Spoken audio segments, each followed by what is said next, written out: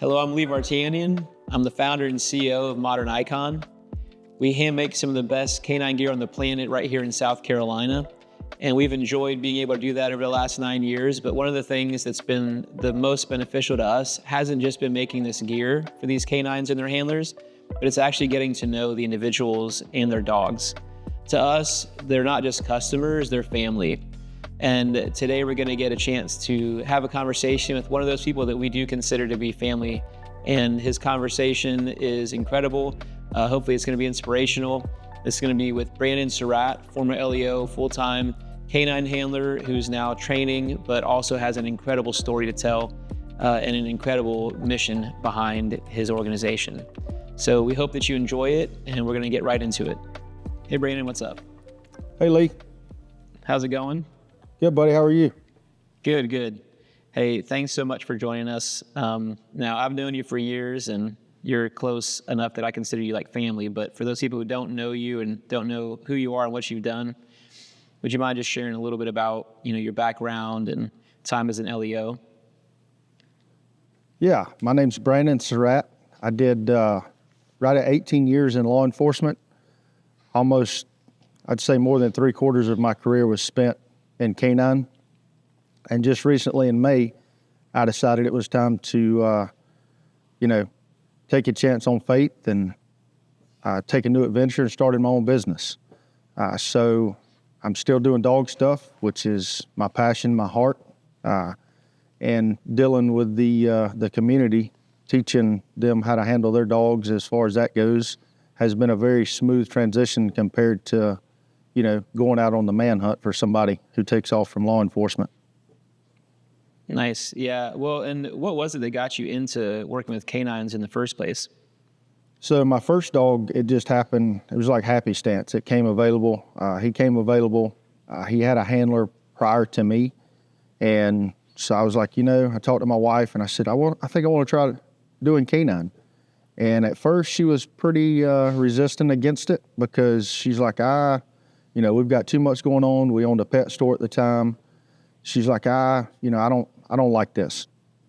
So a few weeks went by and she finally gave in. And so I was one of maybe just a few that applied for Hyco. And fortunately, I got him. And so that's how I ended up being a canine handler.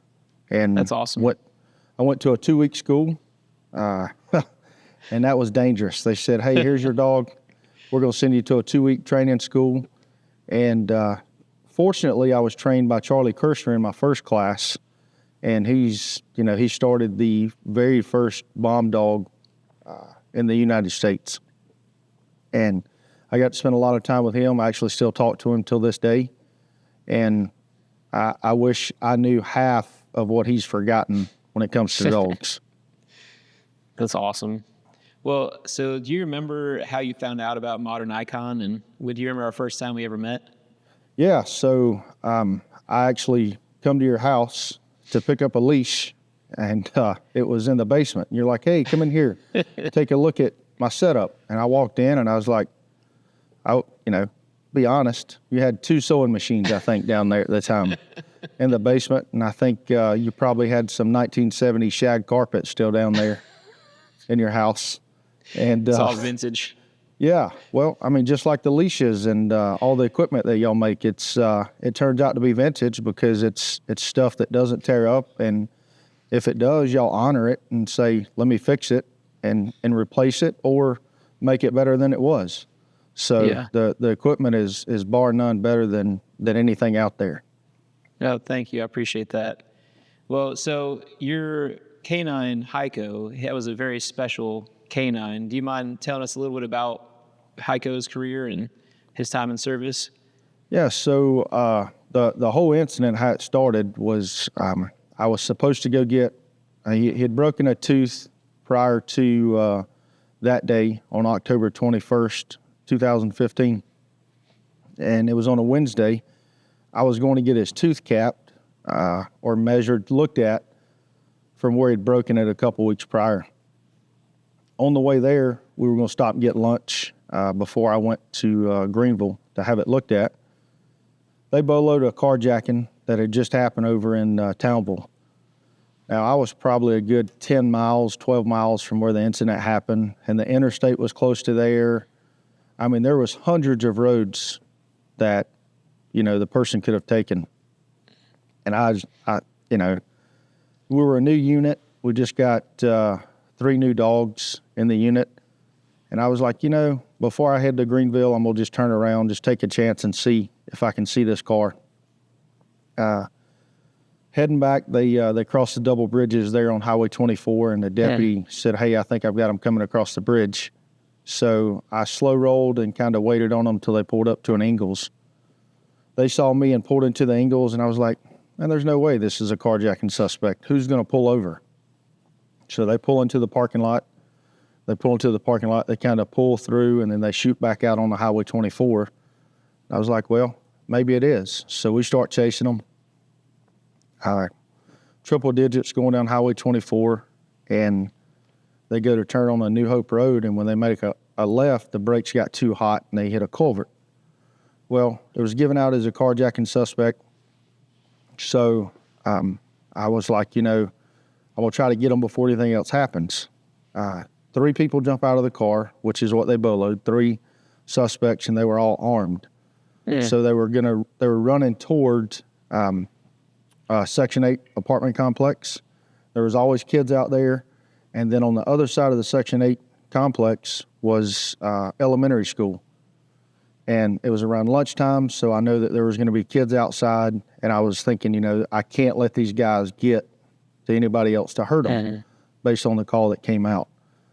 So I took the fleeing felon into effect, and I tried to run them over before they hit the wood line because I didn't want them to hurt nobody when it comes to any kids or anybody else on the other side. I couldn't get to them. They hit the wood line. As soon as they hit the wood line, I opened the door. I let Hyco out, and I sent him to apprehend one of them because, of course, that's all he's going to be able to take at one time. And he got the slowest one, and which I would have caught him if I wouldn't have had him. And as I start moving through the woods, I see that he's actually engaged the suspect on his arm, and the suspect starts shooting at me, and then I exchange gunfire, and then the last round that the suspect fired was down into Hyco. So I called Hyco back to me, and when he got to me, he just hit the ground, and it was like a sack of potatoes that just dropped beside me, and I knew that it was bad. So I look over at my cover. I asked him to cover me, and by covering, I wanted him to fire rounds so that I could get out of the woods with him and hopefully get him treated. It happened near the training center, and they had in-service at the time, so, there was probably 30 to 40 deputies who arrived within 5 minutes of it happening. A fellow ex-canine handler, and he was one of the founders of the canine unit in Anderson. He was one of the first guys on scene. And I saw him pull up. As soon as he pulled up, I jumped in his car with Hyco in the back seat, and I tried to treat him as the best I could. So I was looking for an entry point or exit wound. It was very minute blood, so I couldn't find any blood on him. We shot to the vet and tried to give him any type of necessary treatment that we could. And short time after we got to the vet, they called it, that he had passed away. And, it was one of the roughest things that I'd ever been through personally, because what he meant to me, what he meant to my family, because he had that switch. He could turn it on and off. I could take him inside. If we get inside, he would just, he would lay down. He would hang out. He sat at my chair. If I got up to cook, he would lay at my feet while I was cooking, and even to the point that when I was in the shower, he laid at the shower, and when I got out, he laid by my bed. So it's kind of one of those things that I spent more time with him than I did my family, and it was, bar none, probably the hardest thing that we'd ever been through as a family. Well, I remember when he passed, I remember being there at the funeral, and the way that the community responded in support was moving by itself. The amount of people that came out, the departments that showed up, for me, that was kind of one of those moments where before that I had a sense of why I was doing what I was doing, just because I worked as an LEO, so I knew the risk involved, and that, you know, every time you put your uniform on, you're putting your life on the line, and you're willing to sacrifice your life for others and for your handlers and for the canines. And I mean, you're willing to go to bat for, and put your life on the line at the drop of a hat. But it wasn't until his passing that it really kind of hit home for me of why we were doing what we were doing. And why I felt like it was so important to make gear that was worthy of that level of sacrifice, because I gotten to know you over the years, and just as tragic as it was for Hyco to pass, his passing meant that you and the other officers were able to go home. Absolutely. And people going home to their families, it was what Hyco's sacrifice allowed. So as tragic as it was one of those things too, where we're mourning the loss of Hyco, but at the same time realizing how close you guys got to not coming home. Yeah. And that's the kind of like conviction that kind of led to my no BS approach to making gear, and why I'm not going to compromise, and why we haven't. And seeing a leash that I made in my basement on those sewing machines you saw on your boots at the funeral, like that. I mean, it just all kind of came together and kind of galvanized everything for me, where I was not going to be the same after that. Yeah. Yeah, that leash was, you know, that you saw was the one that I picked up from you at your basement. And, you know, it was always on him, stayed on him in the kennel. And, you know, it meant the world to be able to have that piece of equipment that y'all made, or you made in your basement. And, you know, to continue to work with him. There was no way that leash was going anywhere, except it was going to be there with him. And it's actually on the memorial wall that I have in my house now. It's laying right beside his ashes in a box. Yeah.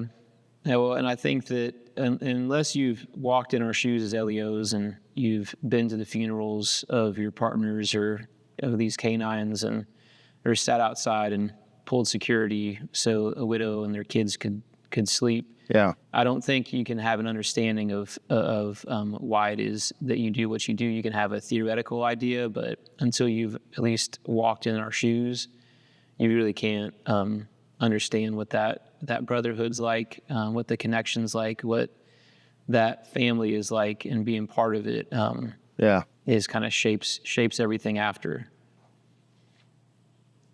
Yeah, you're 100% right. And the outpouring from, I mean, I got phone calls and messages from all the way from California to Maine to, you know, Mexico, Florida, and everywhere in between.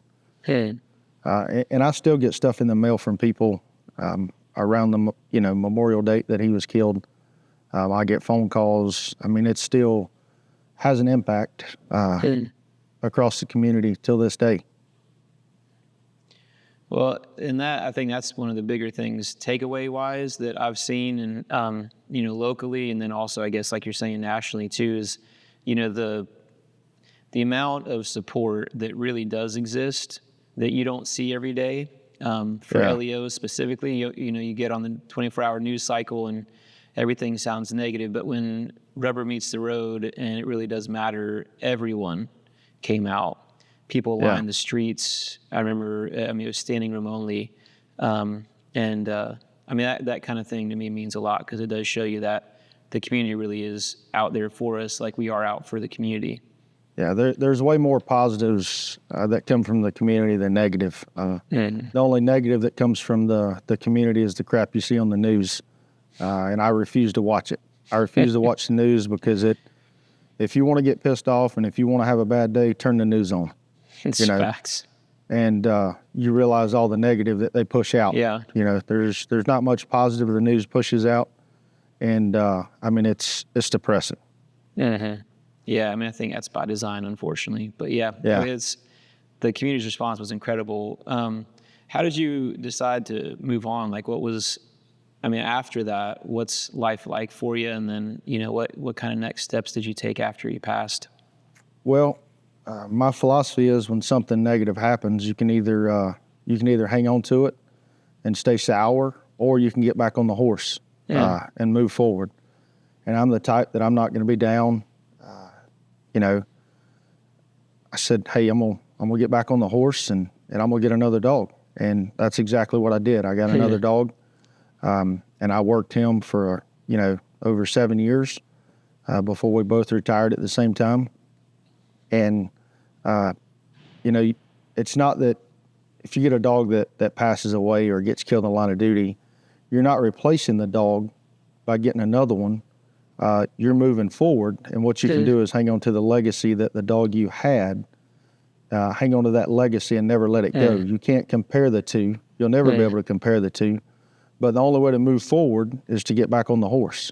If you stay off the horse, it's going to be, you're going to regret it. You're going to think, well, why didn't I do it? So if there's anybody that sees this that's lost a dog or, one got killed in the line of duty, and you're still young in your career, the best thing to do is to get back on it, get another dog, and move forward. Because, use what you learned if it was a line of duty death during those times to move forward and to put it to good use. Share your story. Tell people about it. How did you overcome it? Because the more you talk about it, the better it makes you feel, and the easier it is to move forward. There's times that I still get, I'd say upset. I don't get pissed off anymore, but get upset. And, thinking about him, but I'm thankful he was there because if he wouldn't have been, I would have caught the guy. And, there's a chance that I wouldn't have came home to my wife and 3 kids. And ultimately, that's what he did is he saved me and he saved other deputies that day so that we could go home. That's right. Well, and then what about the fund that you named after him? So the Hyco Canine Fund, so how that happened was, a lady came forward and she wanted to buy another dog for the agency.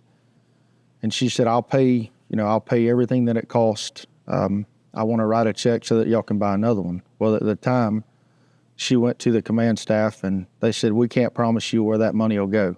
And she said, well, what do you mean? Well, we can't say that it's going to go buy a dog or not. And she said, well, if it's not going to buy a dog, I'm not going to give you the money.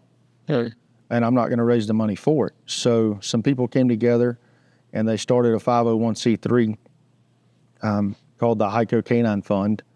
And all the money that goes into that now, of course, it turns around. And what we do is we help supply the needs to agencies within South Carolina, whether they need leashes, harnesses, hot and pops, any type of equipment, bite suits, leashes. I think I might have said that, but training. If they're in their budget, it doesn't cover that. They just submit a request to the fund, and the fund says, hey, we've got money that we can allocate X amount to the, to that sort of equipment or to that training. And so what we decided to do was to continue trying to provide the best needs necessary to agencies that don't have the funds, or they run out of funds or something like that, to help the handlers be the best that they can be. Well, and I can remember even before the Hyco Fund existed, I can remember you personally coming out of pocket and buying other handlers' gear after you got some of ours.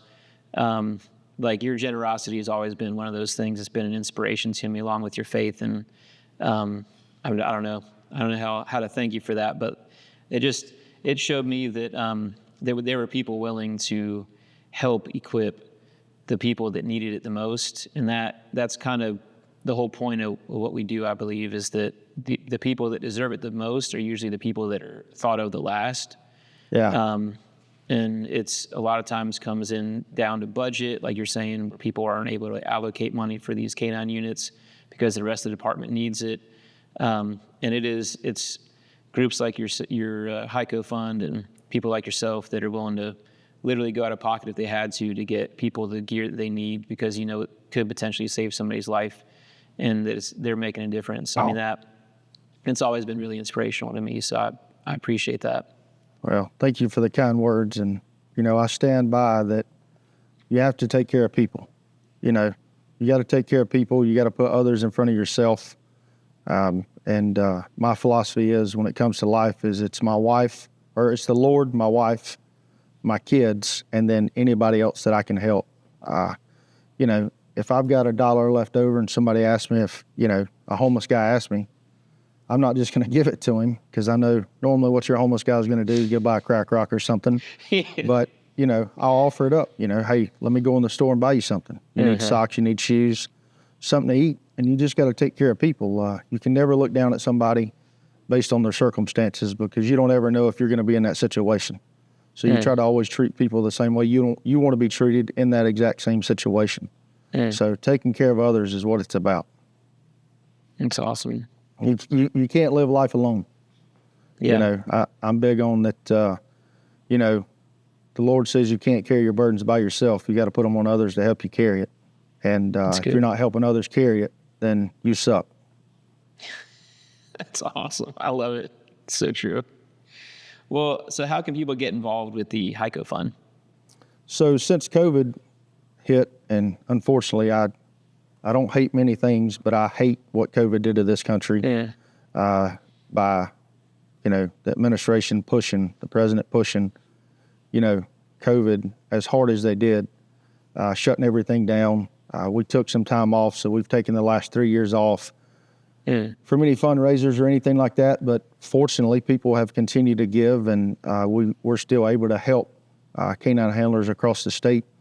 But, you know, we have shirts, hats, challenge coins, stickers, and you can go to it's hycocaninefund.org to, you know, order a shirt, a hat, any of those things. Or if you wanted to just donate to a 501c3 for a tax write-off. So if you've got a lot of money and you need to save on taxes, we can give you a letter that we are a 501c3 here in South Carolina. And even if we don't have funds, I'm still going to do what I can do to help somebody who needs something when it comes to pretty much anything. That's awesome, man. Well, thank you so much for sharing your story with the Modern Icon family, and I appreciate the time. And yeah, dude, love you, man. And I'll talk to you soon. Love you, buddy. And whoever's watching this, if you're in the canine world, you will not find any better equipment than Modern Icon. I've even got collars for my pets from y'all. I still, anytime I go out, it's a Modern Icon leash. It's not your, you know, your Dollar General leash. And I believe in y'all's production of your equipment, and I appreciate everything y'all do for the canine community. Thank you, man. I appreciate it.